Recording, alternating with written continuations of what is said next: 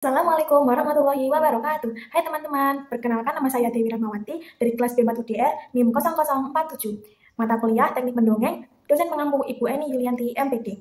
Dongeng yang akan saya tampilkan yakni berjudul Singa yang Bodoh dan Kancil yang Pintar. Selamat menonton. Singa yang bodoh dan kancil yang pintar.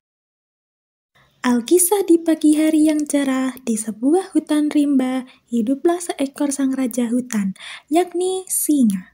Dirinya selalu saja berburu buah-buahan untuk disantap sendiri, hingga membuat semua binatang yang ada di dalam hutan takut tidak ada buah-buahan lagi yang tersisa.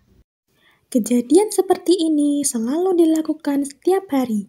Gajah yang diam-diam tahu akan hal bahwa singa terus-terusan berburu buah-buahan di hutan tanpa henti ini membuat gajah dan para binatang yang ada di dalam hutan rimba tersebut berkumpul dan berdiskusi bersama-sama mencari solusi yang tepat. Hingga akhirnya para binatang memutuskan untuk mengirimkan buah-buahan setiap harinya untuk disantap oleh singa. Sehingga singa sang raja hutan yang kelaparan tersebut tidak perlu berburu untuk keliling hutan lagi. Keputusan ini kemudian disampaikan oleh gajah langsung kepada sang singa.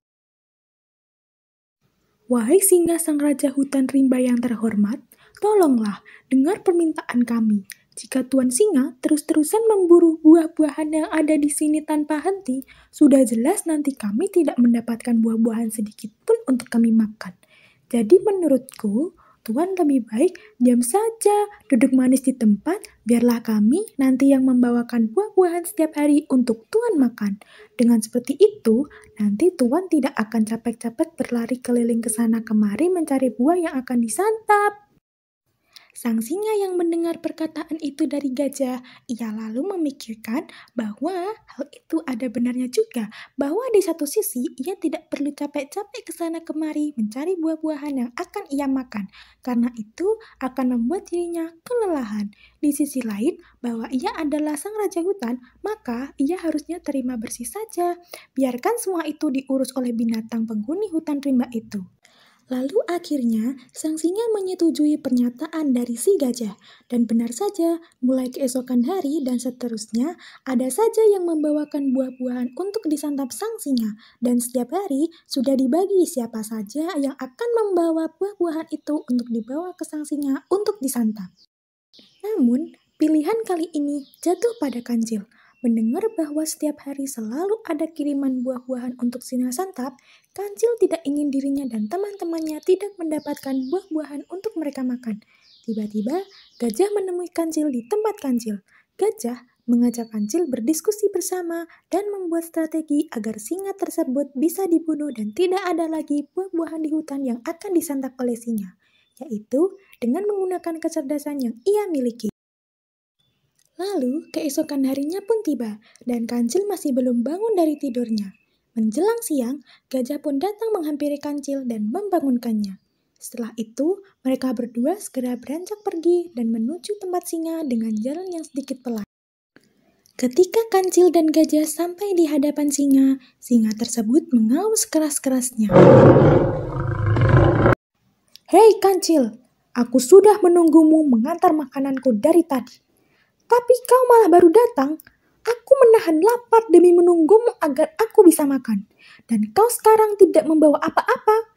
Apa maksudmu ini? Perutku ini sudah menahan lapar seharian asal kau tahu. Sekarang, kau dan penghuni hutan lainnya akan kuberi pelajaran karena kau datang terlambat dan saat sudah sampai sini, kau tidak membawa apa-apa. Kancil dan gajah yang kaget akan hal itu, lalu muncullah sebuah strategi yang ia buat dengan gajah kemarin. Gajah berkata, "Wahai singa yang baik hati, bolehkah aku menceritakan sesuatu sebelum kau memberi kami pelajaran?"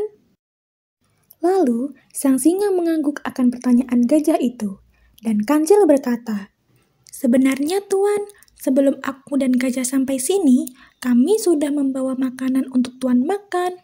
Tapi Tuan, waktu di tengah perjalanan tadi, ada binatang buas lain, yakni singa. Ia juga sepertimu, Tuan. Lalu, ia tiba-tiba mengambil makananmu yang aku bawa untukmu.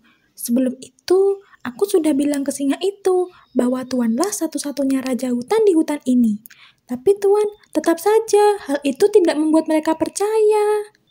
Karena mereka mengiranya kalau apa yang kami katakan itu tidak benar, dan mereka juga mengatakan bahwa Tuan harus segera pergi dari sini, meninggalkan hutan ini, karena kalau tidak, mereka nanti akan membunuh Tuan.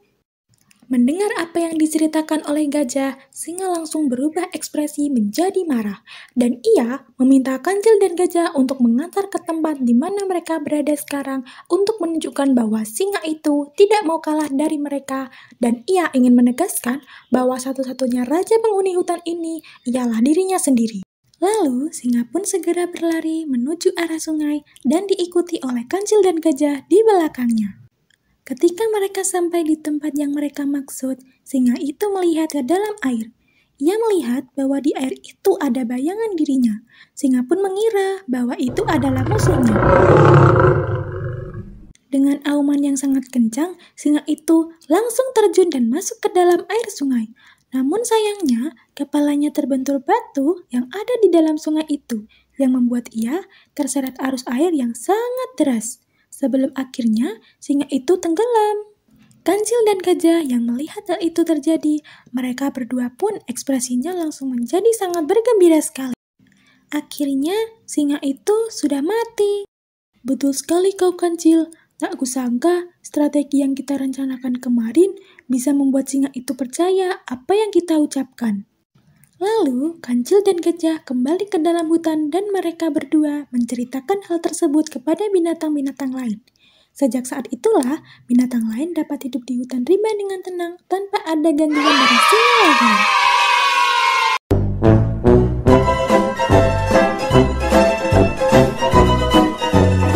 Seru sekali ya teman-teman ceritanya tadi. Semoga ceritanya bermanfaat ya. See you next time. Wassalamualaikum warahmatullahi wabarakatuh.